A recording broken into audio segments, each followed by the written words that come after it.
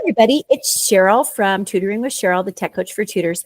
And I know a lot of people are looking for quick and easy solutions for whiteboarding options when doing online tutoring with their students. I'm currently inside of a Google Meet that I am recording for you. You cannot see my tools, but I do have some tools. And down in the right-hand corner of my screen, there is a triangle, a square, and a circle. I'm just going to click on that button right now. And it's going to provide me with a menu. I'm going to scroll down on the right side until I get to my installed add-ons. And I have installed the add-on of Figma. Now I'm going to click Join an Existing File. And I'm actually going to grab one that I'm going to be using this afternoon. One of my students is Grace. She is currently a student in a school in the Omaha, Nebraska area. I'm going to pull up her board because we're working not only on literacy and writing skills, but also on some math skills.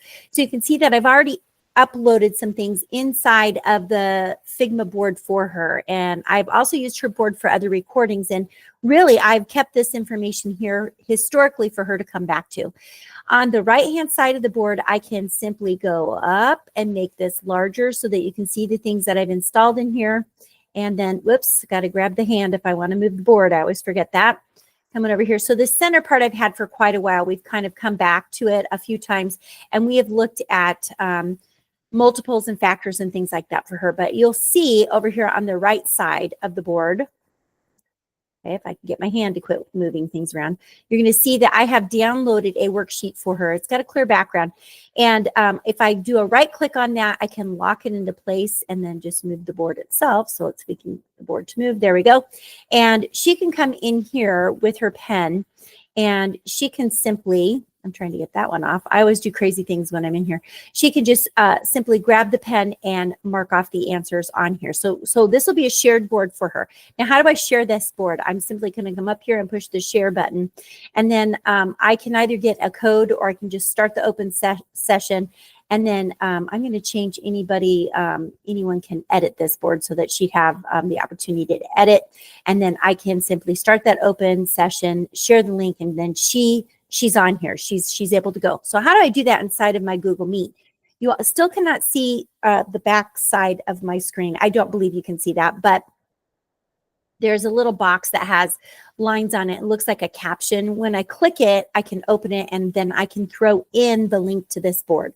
So something else that you can see on the board is I have downloaded a main idea and key details. She's currently reading a novel with me. At the end of the chapter, we're going to come in here and fill this out. And then over here, I have gotten something from Teachers Pay Teachers. And then I can actually make this larger and she can too. I can spotlight myself so she knows exactly where we're at. And then she can come in here and she can grab the text tool and she can click on here and she can type an answer.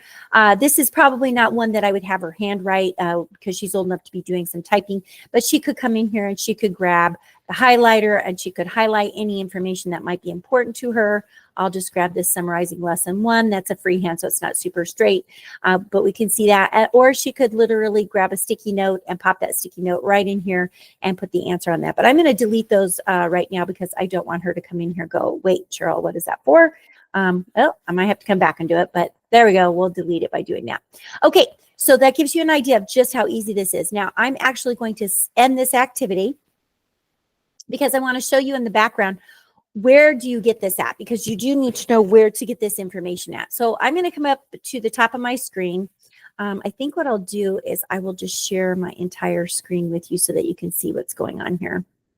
You know, I'll just do a window because I'm worried that it's going to get crazy. So let's see if we can't get this to work.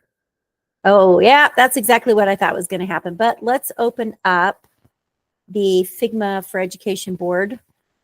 Okay, we got rid of that. Okay, good. I was worried it was going to stay in that crazy shape. And so we can see that here's Grace's board right over here on the left side. And I can literally get in it from here. I'm not inside of the Google Meet sharing it. And this is where I would be doing the editing inside of it. So it does look a little bit different, but I prepare the board and then I launch the board inside of the Google Meet. Now this does take a little bit of training, especially if it's something that you're not familiar with, or you're just like, oh my gosh, this is really overwhelming. And that's what I do in the Tech Hub for Tutors. I take my the colleagues that are working with me through all of the steps for doing this. So just so that you have my contact information, and I believe I'm still sharing.